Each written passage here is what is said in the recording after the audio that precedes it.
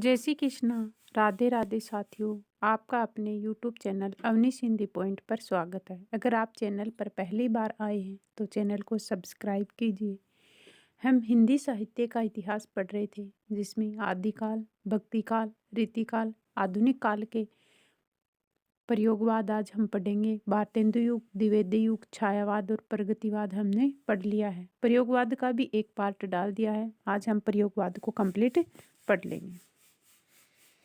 गिरजा कुमार माथुर, इनका जन्म 1918 में हुआ। इन्हें रोमानी मिजाज का कवि कहा जाता है। इनकी कृतियां हैं मंजीर, धूप के धान, शीलापंख चमकीले, नाश और निर्माण, लो बांध नहीं सका, भीतरी नदी की यात्रा, छाया मत छूना। 1991 में मैं हूँ वक्त के सामने काव्य संग्रह के लिए साहित्य अकादमी पुरस्कार से सम्मानित किए गए। तो गिरजा कुमार माथुर को कौन से काव्य संग्रह के लिए साहित्य अकादमी पुरस्कार मिला? मैं हूँ वक्त के सामने। इनकी पत्रिका थी गगनांचल। प्रसिद्ध प्रेरणा गीत है हम होंगे कामयाब एक दिन। सर्वेश्वर दयाल सक्सेना प्रसिद्ध बाल पत्रिका प्राग के संपादक रहे। दिनमान के उप संपादक रहे। चर्चे और चरखे स्तंभ के लिए चर्चित है।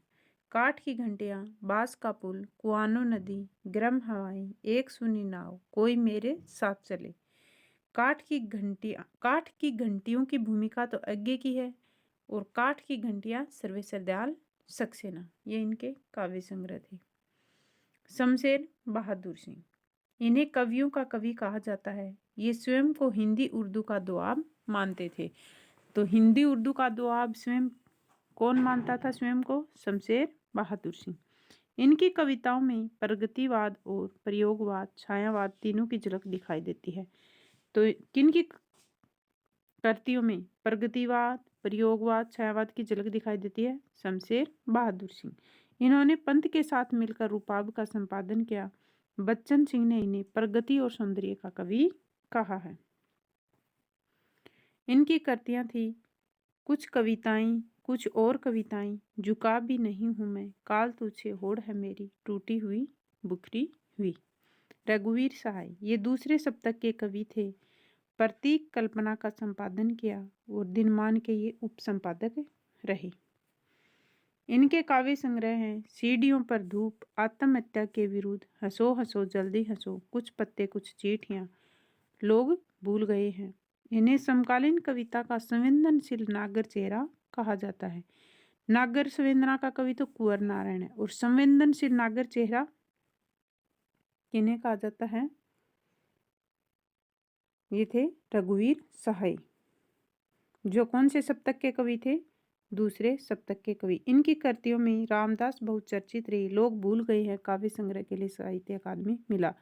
तो लोग भूल गए किसका था? रघुवीर सहाय का, जिसपे साहित्य अकादमी दिया गया। कुंवर नारायण, इन्हें नागर संवेदना का कवि कहा जाता है। युग चेतना, नया प्रतीक का संपादन किया। आधुनिक काल में विलुप्तमान प्रबंध परंपरा को जीवित रखने वाले एकमात्र कवि थे कुंवर नारायण। 1995 में कोई दूसरा नहीं काव्य संग्रह के लिए साहित्य अकादमी पुरस्कार से सम्मानित। 2005 में संपूर्ण साहित्य के लिए ज्ञानपीठ पुरस्कार। 1995 में आत्मजयी के लिए व्यास सम्मान। हिंदी का एकमात्र लेखक जिन्हें ज्ञानपीठ, साहित्य अकादमी और व्यास तीनों सम्मान प्राप्त हुए कौन थे? कुंवर नारायण। तो कोई दूसरा नहीं काव्य संग्रह के लिए साहित्य अकादमी मिला 1995 में।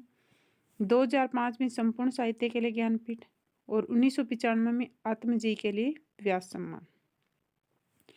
तो ज्ञानपीठ, साहित्य अकादमी और व्यास तीनों सम्मान प्राप्त करने वाले एकमात्र कवि कौन है? कुंवर नारायण।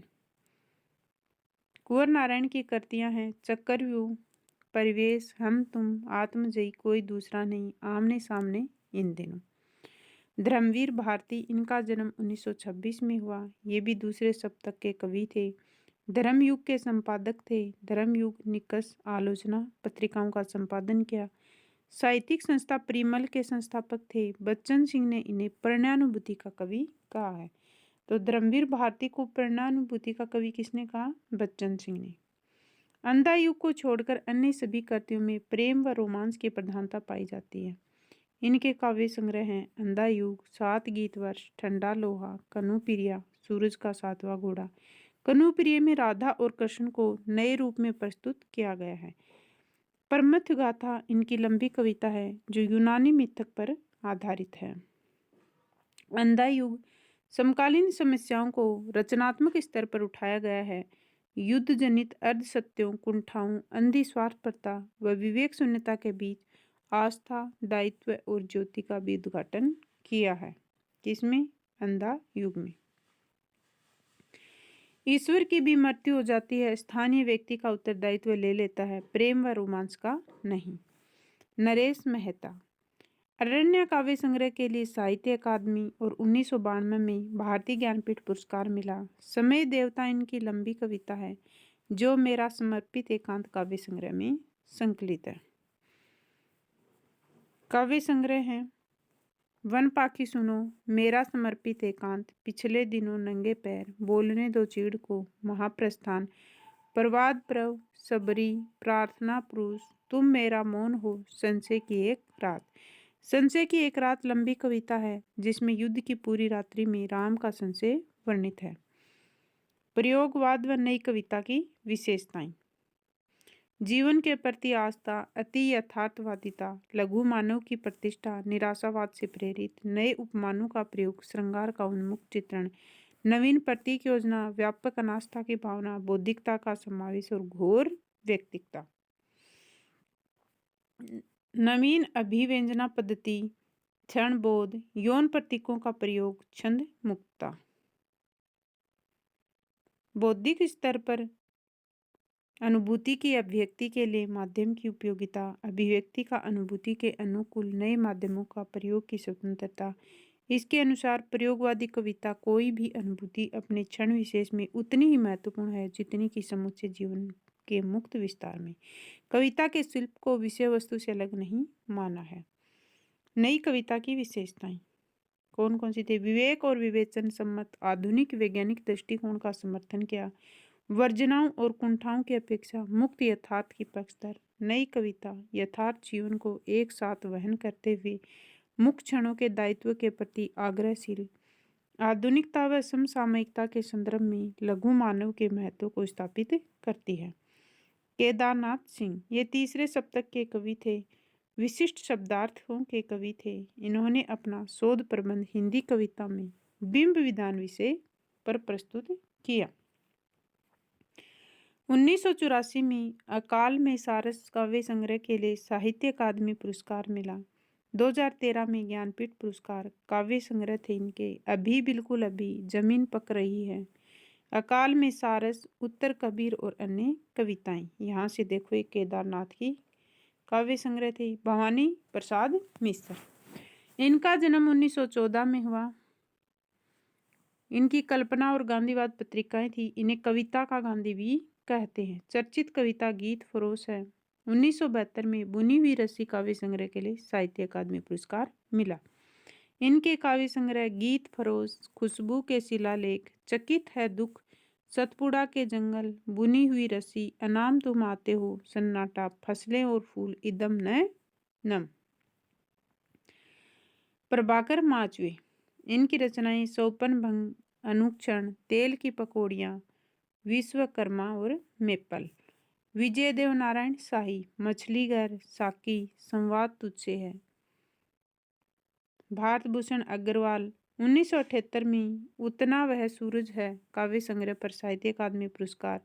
वाल्मीकि रामायण व उत्तर रामचरित से प्रेरित होकर अग्निलिख दृश्य काव्य की रचना की।